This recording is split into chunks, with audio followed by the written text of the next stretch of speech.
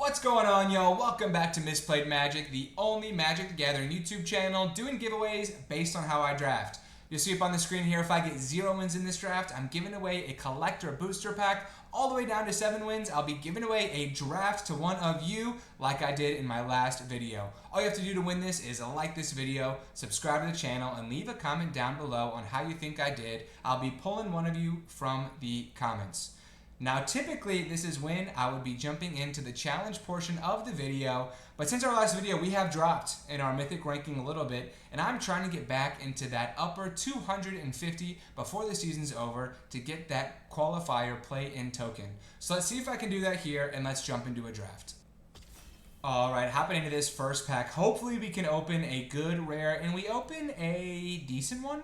Anafinza is definitely okay. It's nothing spectacular, but it's also not bad either.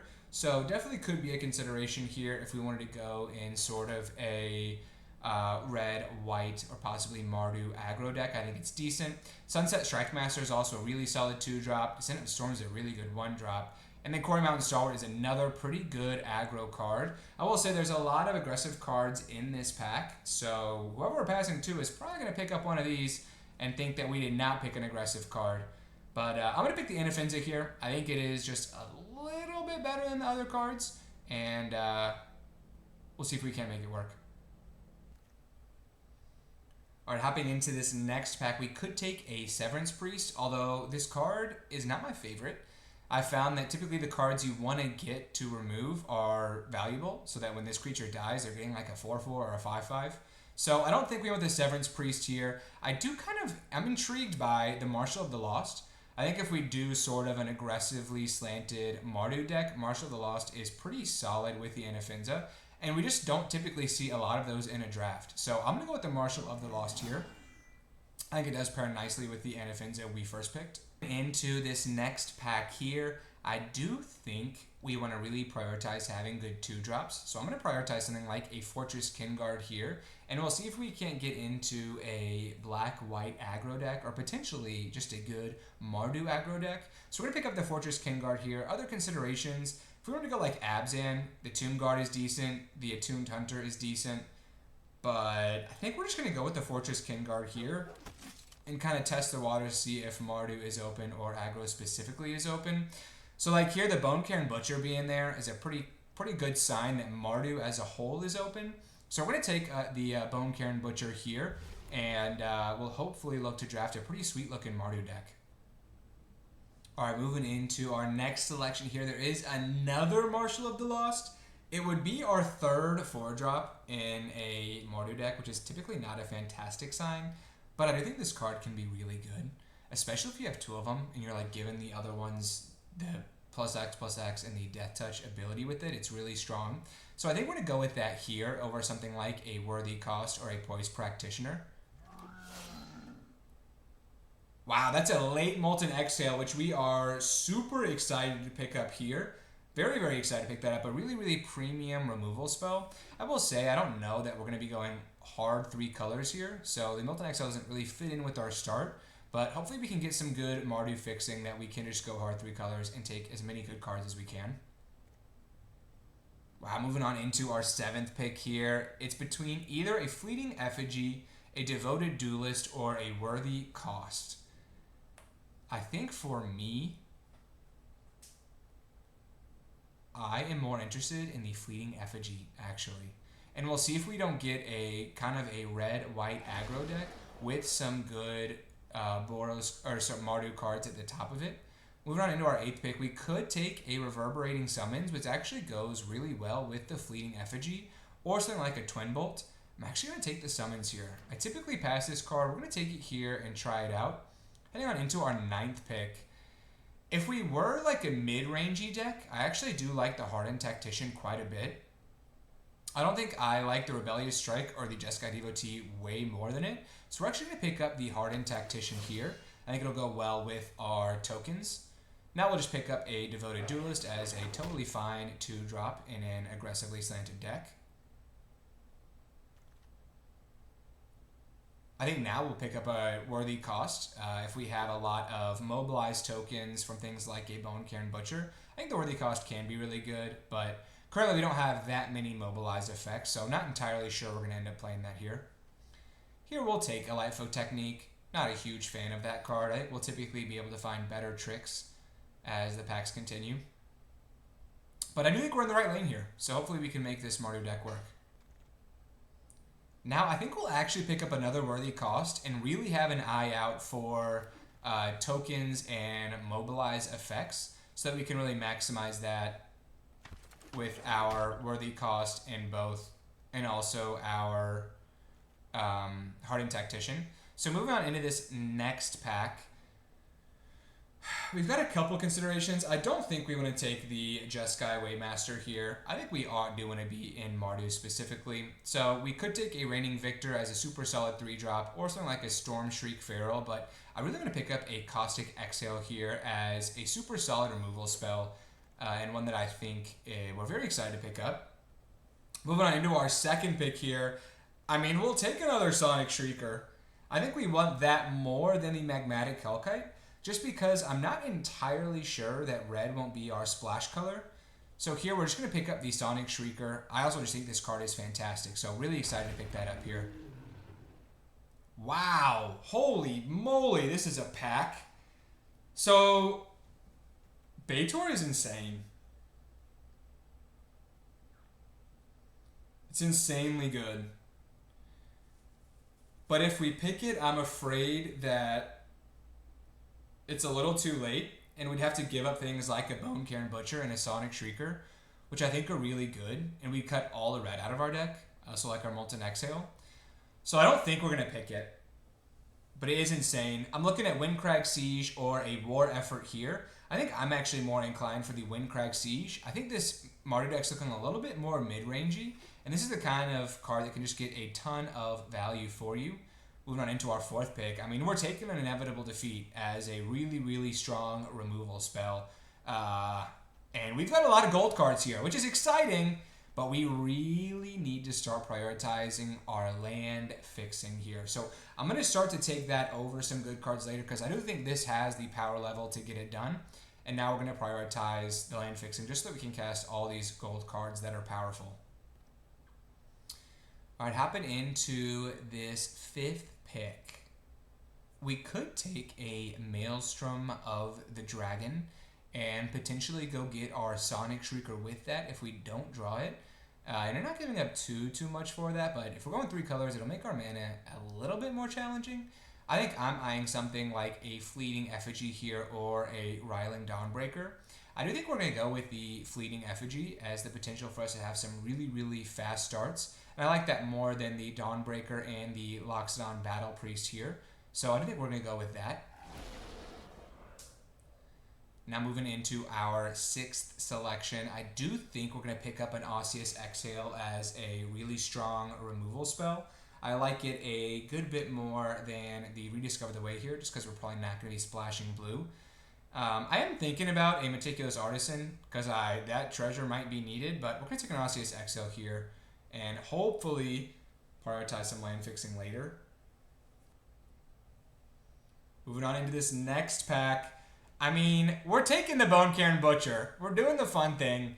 Our lands are going to be a problem. And there's so much gold at the bottom of this drafter. You probably can't see it because of my face.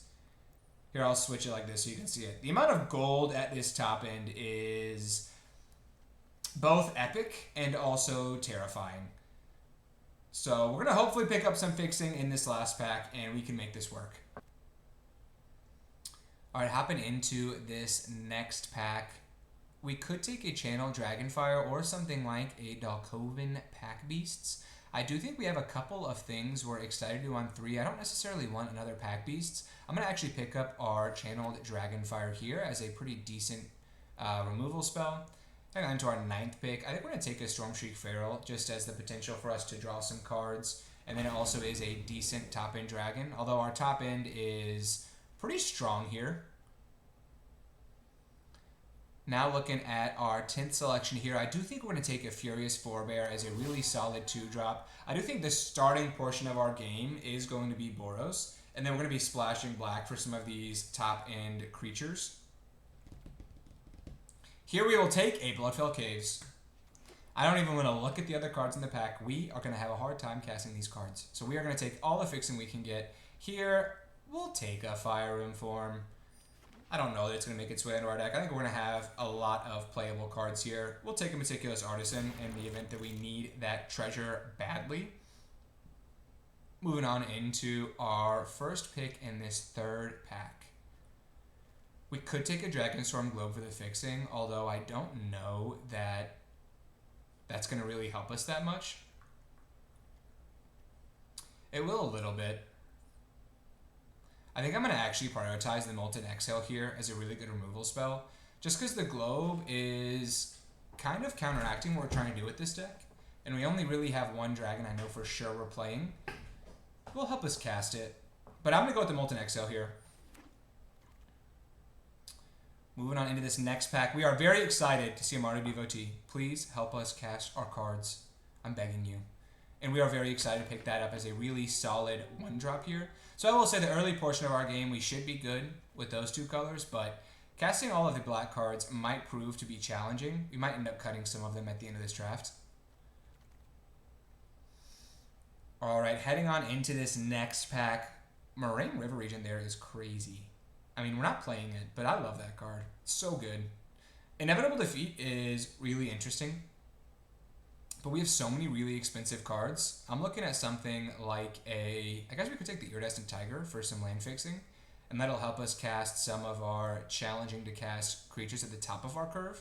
So maybe an Iridescent Tiger, but I'm going to go with the Salt Road Pack Beast here. It's the first one we're taking, and I really think we need that to just help us with our card draw and help us to draw what we need here. Moving on into our fourth selection. So we can take a Mystic Monastery as some land fixing here, or we could take something like a Bearer of Glory, a Shock Brigade, or a Defibrillating Current. I think I'm going to try taking as many of the black cards out of our deck as we can while maintaining the power level of our deck. So I think our deck would look something like this. And so I think for me, we actually might want to pick up a Shock Brigade as a really, really solid 2-drop. Heading on into this next pack, I think we're going to start to move a little bit away from going hard 3 colors and start looking at what if we had a Boros deck that was splashing for cards. I do apologize. In the last video I recorded, I was also doing the Mardu and Boros thing. But here, I'm going to take an Underfoot Underdogs over something like a Poised Practitioner just to make a couple of tokens. And there's another Sonic Shrieker. We have to take it. We must. I'm here to tell you right now, we don't care. Let me tell you something. We don't care. And our lands are going to be a problem. But if we have like all of our colors in our starting hand, the power in this deck is unbelievable. It is so good. Here, Mardu Monument is fantastic. Super excited to pick that up. Really, really good land fixing. I mean, this deck looks insane. Just the amount of gold cards in it. Here, another Fortress King Guard's great. Not complaining at all with that. We'll maybe cut a Caustic Exhale as we add that. We're now sitting at 17 creatures, 7 non-creatures. So looking for probably one more cut here. It might just be a Fleeting Effigy. It might also just be an Osseous Exhale. I like the Molten Exhales a little bit better. And we've got like an Inevitable Defeat as well. So maybe it is just an Osseous Exhale for us here. So this is roughly the deck we're looking at. I think I talked about land fixing 10 times in this draft, and then I never actually did it, which is kind of hilarious. We'll take a LIFO technique. I don't think we're playing it. All right, moving on into this next pack. Meticulous Artisan is like a strong maybe. We already have a ton of 4-drops, but we have things that we want to cast up here. So I'm not entirely sure that that is going to end up getting cut from our deck, although it might. And yeah, not much for us at the end of the packs here. But I will say, I mean, Defibrillating Current's not bad. It's not bad. I don't know if it's going to make its way to the deck. I think it's either that or like a Meticulous Artisan or a Stormshriek Pharaoh. So here's a deck we're rocking with today. I think it's got some potential. I think it has got some potential. Windcrag Siege is really good. We've got a good early Boros game and then potentially a good late Mardu game. It's just going to be a matter of getting the right lands we need at the right time. But this deck could win some games. And hopefully we can jump up to rank 250 at least today so we can win that qualifier play in token. And remember, if I do great in this draft, I'm giving away a draft to one of you. If I do horribly, I'm giving away a collector booster pack. So hit that subscribe button and either cheer for me or against me. Let's get into it.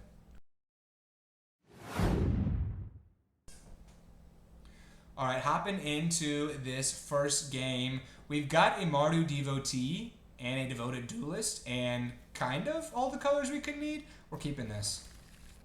I do think that we are going to play the devotee first. I think we want to draw some lands here, so I really want to make sure that we can do that. And now I do think, I mean, odds are if we scribe them back, we'll draw another one, right? But if we don't, it's kind of a disaster. I think we keep them. Especially because we have the devotee. So like next turn we can play the devoted duelists. And then the turn after we can play the Bloodfell Caves. And then play any of our 4-drops here. So I think we're more than happy with that. Now we'll just play out the plains into a devoted duelist. And then attack for 3.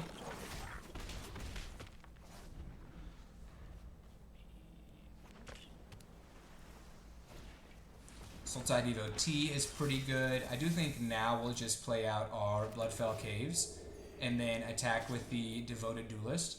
If they want to trade, it's fine by me. And then we just want to keep our Mardu Devotee alive. If they killed it, it would be a disaster. So hopefully they don't. So they are leaving up countering mana now. I do think we're just going to play out a Bone Cairn Butcher to see how it goes first. If they counter it, we have another one, which feels okay. And then we'll now be able to attack with our Mardu Devotee. I don't really think we can play around a counter there. I think taking that turn off would feel worse.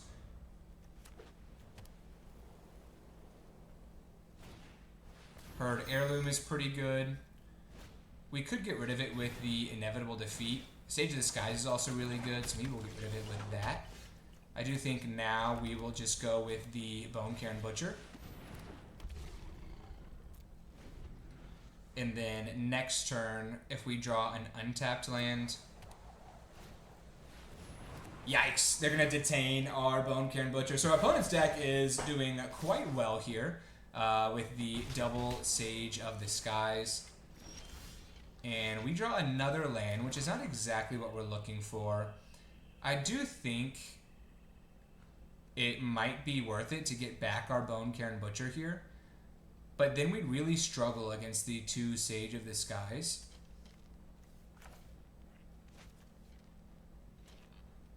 It's really close. I think double Sage of the Skies, though, is just really worrisome. I just don't know how we race that if we don't draw another removal spell. So I think we have to remove one of the Sage of the Skies instead of taking out the Stormplane Detainment. And we're just going to do it on our opponent's turn. We'll attack for 1 with our Mardu Devotee, but things are looking a little rocky here to start.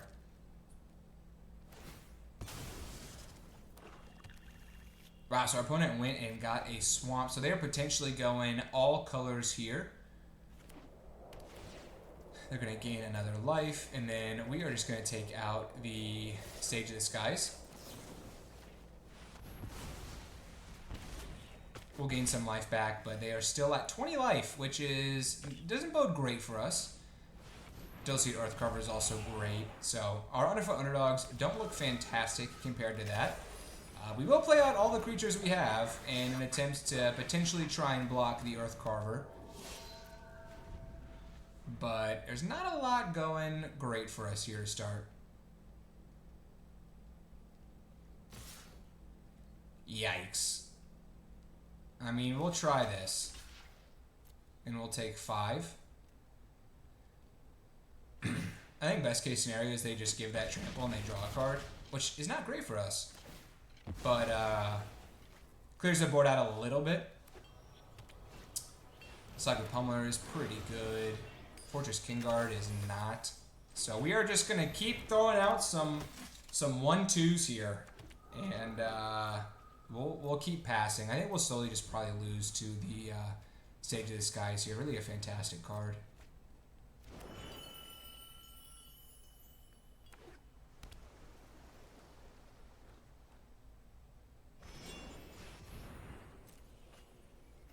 Draw a couple of cards here. Surprised they aren't attacking everywhere. So we'll take 2 here. We hold them off for a second.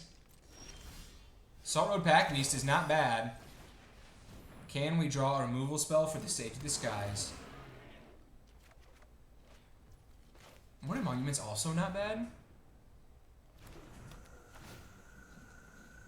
Problem is, racing the Sage of the Skies just feels impossible. So I don't think we're attacking. And then we'll hopefully just draw a removal effect next turn. I'm glad they didn't attack with a Sagu Pummeler in their token last turn. We'll just continue taking 2 here. It's not great. Traveling Botanist is pretty good. But look, removal spell off the top, we're right back in this thing. Enoch Wayfarer is totally fine. They make it into a 2-2. They did mill some good cards there. And not quite a removal spell. I do think now we have to start getting like somewhat aggressive.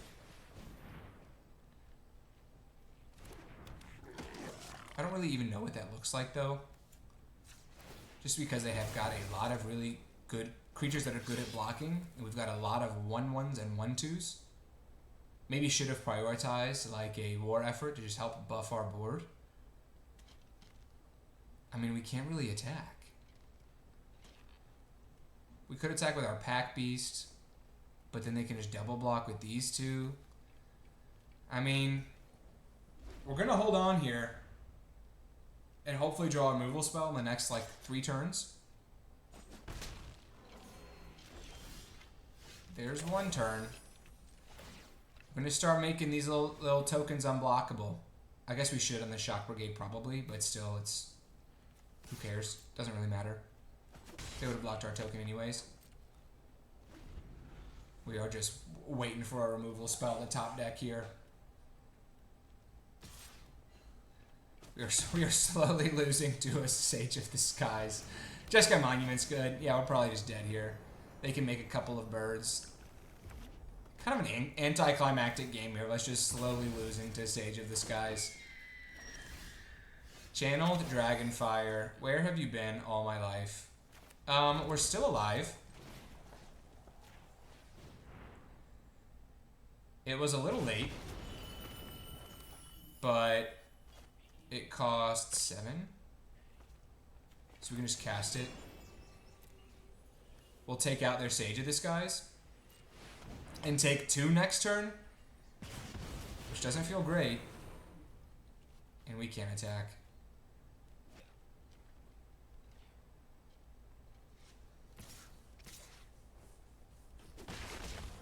Alright. We are on a clock here. Sonic Shrieker! We are so back. We are so alive. What is he doing? He's beginning to believe. It has never been more alive than we are right now. Okay, let's do the damage to one of the birds. We'll get 2 life back. And then let's get aggressive. It is all happening.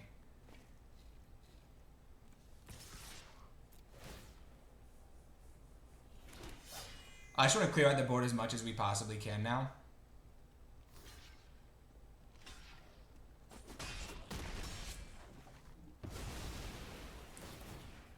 And then we're still just going to leave up a bunch of blockers.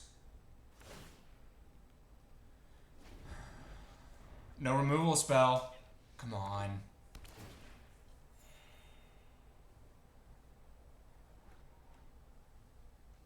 Okay.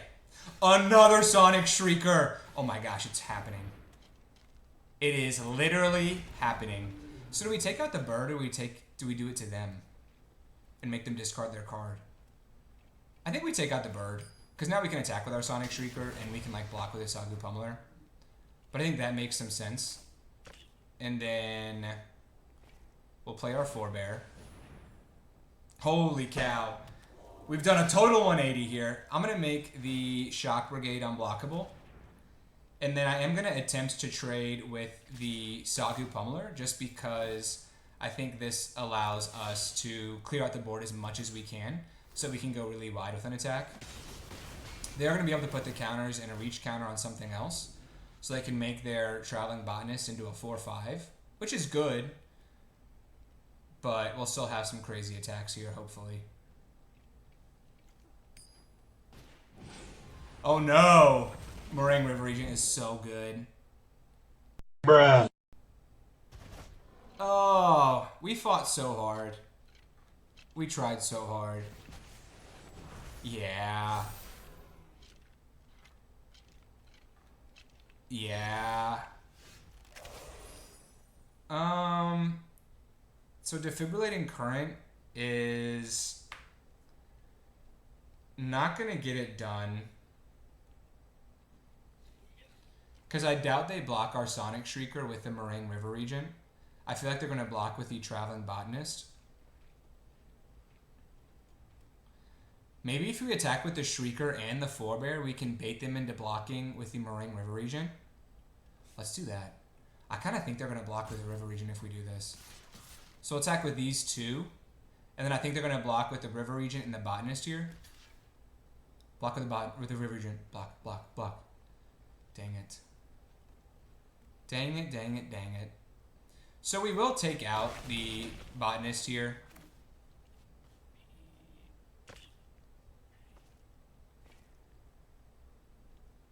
I think. We'll go up to 7, so we're not totally dead to the River Regent. But I think that's gonna be it here. We could have tried again to bait them with the Furious Forebear next turn. But I don't even know what we could have for the River Regent at this point. What a crazy first game though. I mean, we tried. We stayed alive for as long as we possibly could.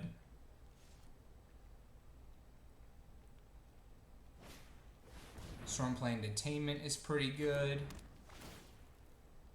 Guess they'll take our Forebear maybe? Underdogs? Sure.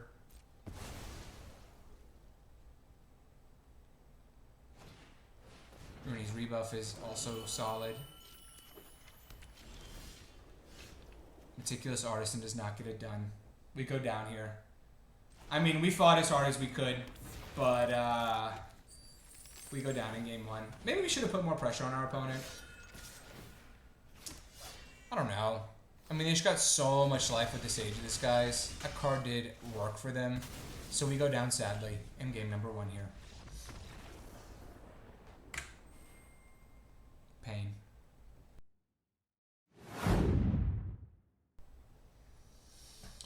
Alright, hopping into this next game. Our opponent goes first. I do think we like this hand. I mean, we can go get all of our colors with the Mardu Monument, so we can't really frown at it. They've got a Mardu Devotee, which is pretty strong.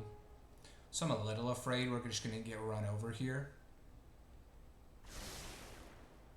They're putting both on the bottom, which bodes okay for us. I do think that we can get the Windcrag Siege online. It's actually a really good counter to a quick Mardu deck. I think Earthcarver is okay for us to see here. And then I want to use... Do I want to get another land or do I want to just use the Molten Exhale here? I think I'm going to get rid of their Mardu Devotee. We have the inevitable defeat for something bigger, and now we can play the Windcrag Siege on 3 and hopefully stabilize, and an Unburied Earthcarver is fine. They do have a mountain, so they weren't really relying on their Mardu Devotee too much. But I think now just being able to get the Windcrag Siege online is going to bode well for us in the long term in this game. Defibrillating Current's also an interesting draw. I think we have to get the Windcrag Siege online. We'll take 4 here, but then next turn we can get some life back with a Defibrillating Current and take out a Nightblade Brigade or whatever else they play here. Baron Step Siege is pretty good. So get to put some counters on their creatures.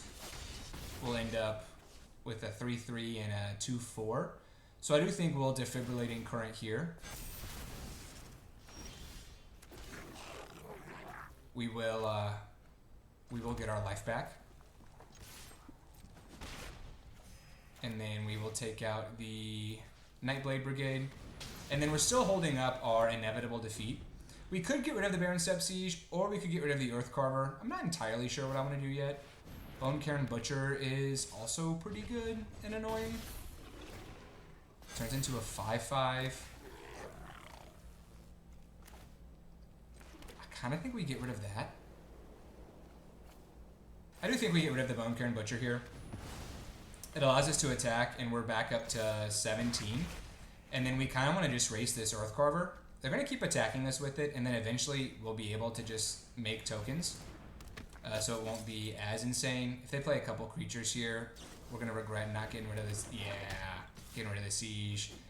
Yeah, that's not ideal. So they're just building up a giant force across from us. I think now we'll just go Furious Forebear into Underfoot Underdogs. But blocking just got a whole lot less fun for us.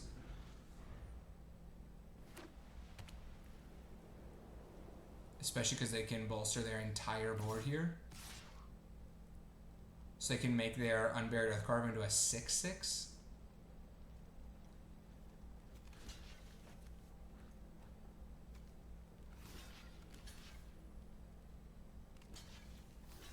I think we have to try it. I mean, we're probably losing this game regardless. If they have a trick in hand, they have a trick in hand.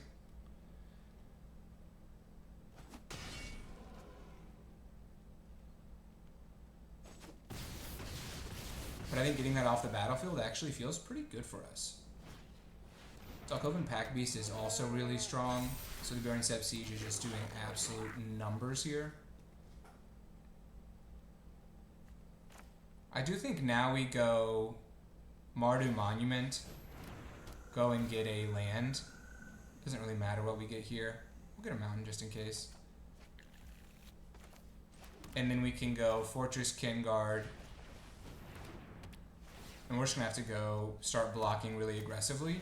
And then I'm going to start attacking with our Fleeting Effigy here. Just to try and get our opponent as low as we can. And we will chump block and just try and stay alive here. But we're taking a lot. A lot of damage is coming our way. We'll block like this, like this. Here we'll take 4, 6, 12? Yeah, we're pretty dead, aren't we? Here we'll take 8.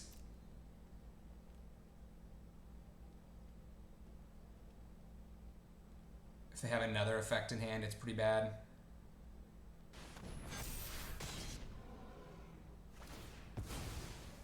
We cannot get back our Furious Forebear quite yet.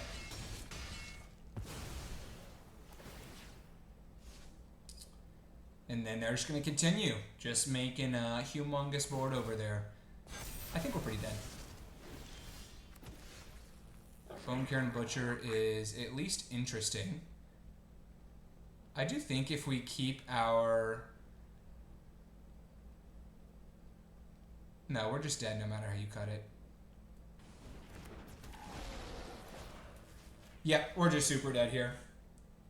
I'm going to attack for as much damage as we possibly can. But we are going to go down in game 2 as well. So we are trending the wrong direction in this mythic run. Maybe should have gotten rid of the Siege instead of the Bone Cairn Butcher. But either way, would have had a tough time winning that. We're down to rank 1,253. So we are trending in the wrong direction here. Alright, hopping into this next game. It is not looking good. Collector Booster Pack might be the giveaway today. We don't have a red source. We're going to mulligan this. And this is better. This is definitely better. I do think we will... Do we get greedy and put back a land? Yeah, let's do it. Let's put back a Plains. We'll play our Bloodfell Caves first, and then we can play a Duelist or a Shock Brigade here. And hopefully we can draw land and play our Windcrag Siege. That was definitely a little bit aggressive of me, but I just like the other cards in our hand a decent amount here. Corroding Dragonstorm is good. It is a little bit slow. So hopefully we can get in some hits with our Devoted Duelist here. We do draw a land. Everything is totally fine. Nobody panic. We can attack with our Devoted Duelist. And then next turn we can play out our Windcrag Siege, which I think will feel pretty decent. Eventually we'll get a cheap Pack Beast in. Holy cow. Bloomvine Region is pretty good. I think our opponent is going for the I'm going to play every color strategy. So they're definitely setting up something good over there. Here we will just attack with our Devoted Duelist and play out our Windcrag Siege and hopefully get some value there. But I'm afraid. I'm afraid of what they're building. Roar of the Endless Song. What a fun Magic the Gathering card that was printed. Okay. So, wow, interesting. Interesting. Okay, so I think we just play the Pack Beast and draw a card. We could also attack and trade a Defibrillating Current and a creature we currently have for their Elephant. I think it's Pack Beast in a card. Don't feel great about this. Sonic Shrieker's pretty good though, if we can draw land. And we're probably just going to go and chump their elephants with our goblins. I mean, we are spitting them out before they spit theirs out, so that's kind of cool. Feral Death Gorger's pretty good though. I mean, it's like a 6/10 next turn. Oh boy, it's one of those days, isn't it? Yeah, we'll block. We'll block. Do we want to double block? Maybe, because then our token can block next turn. Yeah, let's double block. And then our token can block their 10/10 next turn, hopefully. Bone Cairn Butcher is a decent enough draw.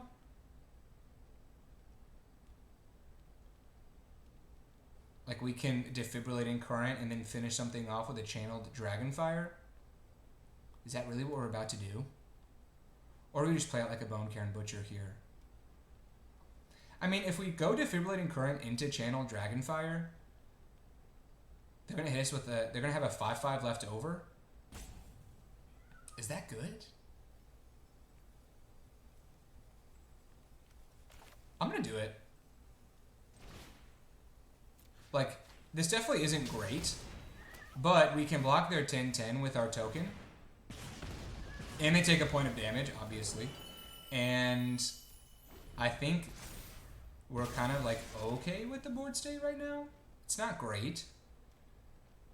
But we do have the Windcrag Siege trying to put in some work for us. And then we've still got a decent top end here. So hopefully we can slow them down a little bit.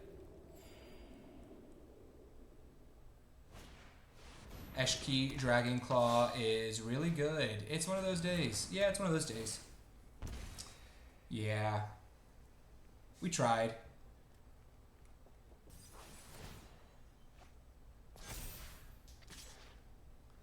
I mean, we're gonna block here, but we're pretty toasted here. There's not much we can do. I do think, for mana efficiency's sake, we should play the Sonic Shrieker. But I have no clue how we're gonna block this Eshki Dragonclaw. I'm gonna do it to them, make them discard a card. Hopefully they discard something good.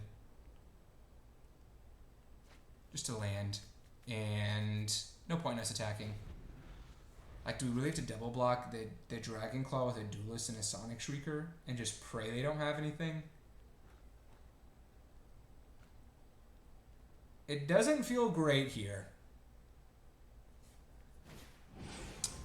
If they have a non-creature... Oh, yeah, they can just then now non-creature spell that. So we're... Yeah. One of those days.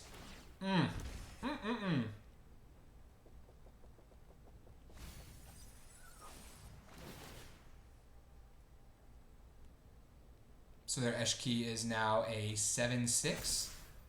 Sorry, 9/8. So we have absolutely no business blocking it, and now we have to block the Elephant. So that's cool. And we're just taking a bajillion next turn regardless. Yeah, we're super dead. Super dead.